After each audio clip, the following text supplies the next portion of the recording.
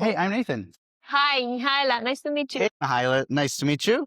I'm glad we could connect and catch up here in beautiful Dubai. I've been here for 2 days and I've seen a lot of things, but I think you've been here a little bit longer. I've been here for 2 years, but I'm still learning about Dubai quite a lot. I moved here with the family, so it's been intensive on the family side. But yeah, it's a great city Yeah. to explore. And coming from Europe, it's a different, let's say, it's a different vibe, and it's so rich in cultures, in food. My husband is a gourmand. It's so rich in, various professionals around. So yeah, Uh-huh. I really like it. And I think from a supply chain perspective, in order to build a city and all the infrastructure and these ginormous buildings and whatnot, takes a lot of supply chain and whatnot. Definitely. So I'm interested to just kind of hear your story and kind of like what got us to this point here where we're talking today. Where are you from and what's your background?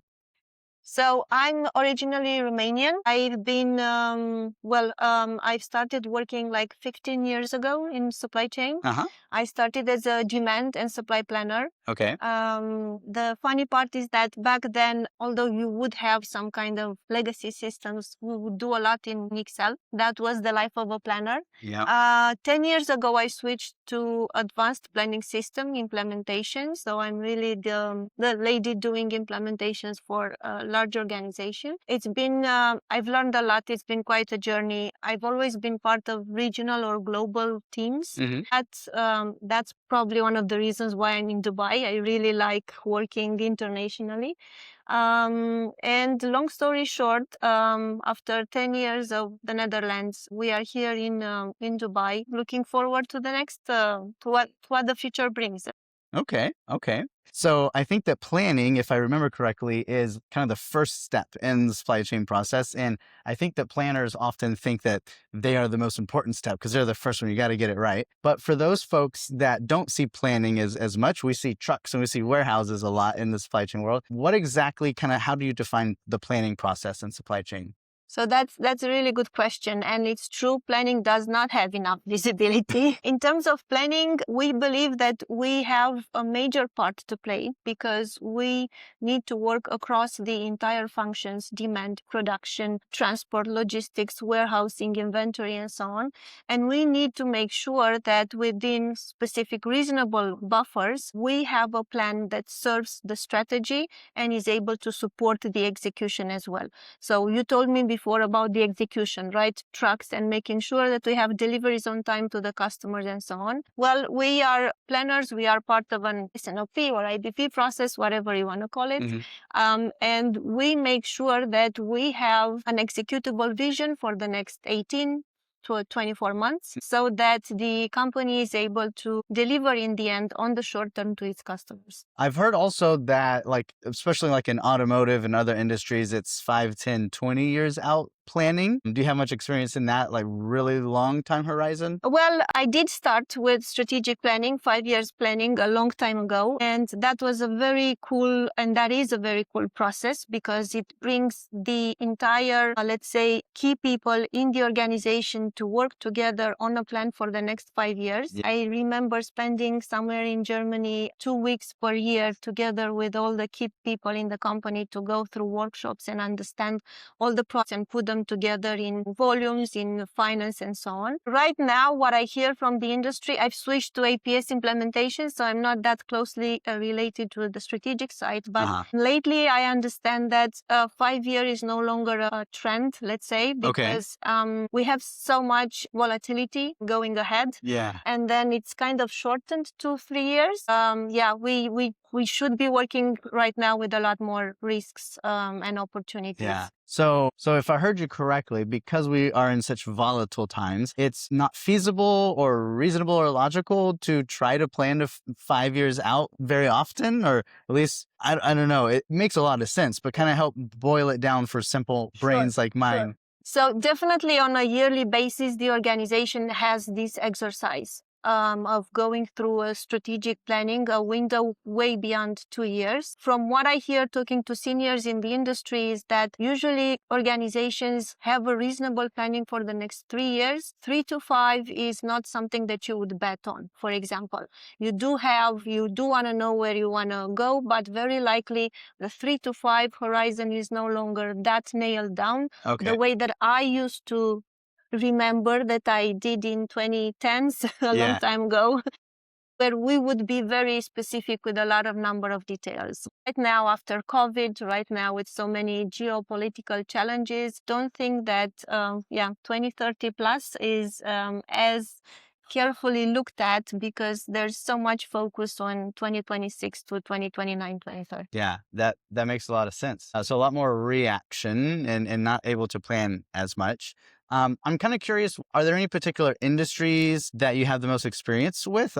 We hear a lot of, I deal a lot with just 3PLs and manufacturing, but like what kind of products or services or industries are you familiar with? Well, I've been working quite intensively in the past 2 years for a digital implementation for a large manufacturing and consumer goods producers. Hmm. So my focus has been overall in manufacturing. I have experience in automotive, in life sciences, for example, or materials. But lately, I've really been focusing a lot on manufacturing for consumer goods. Walking through the streets here in Dubai, just even last night, was just thinking about there's so much here and materials going into building this city and a large number of people. And I was just thinking like, there's not a lot of resources here locally in the desert. And so I imagine everything has to get in on ship or something like that.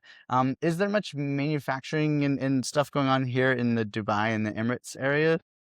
There is a lot of manufacturing because basically this is one of the key points that delivers towards Asia as well. Also we are in the Middle East, so we are close to a lot of the sourcing for the large organizations in manufacturing. And right now, companies are making sure that they build production facilities really close to their sourcing areas, Okay. considering the entire volatility. That's one of the key strategies. And in that sense, there's been a lot of plant build up Uh-huh. construction throughout the Middle East. And I continue hearing plans about that as well. Yeah, it's definitely an industry growing. Okay, okay. I'm curious, like from the state of just knowledge, workers, and talent and networking and stuff here into the Dubai area, are there chapters for logistics and supply chain people or associations, or kind of like how do you connect with other supply chain people here? Does that exist? Well,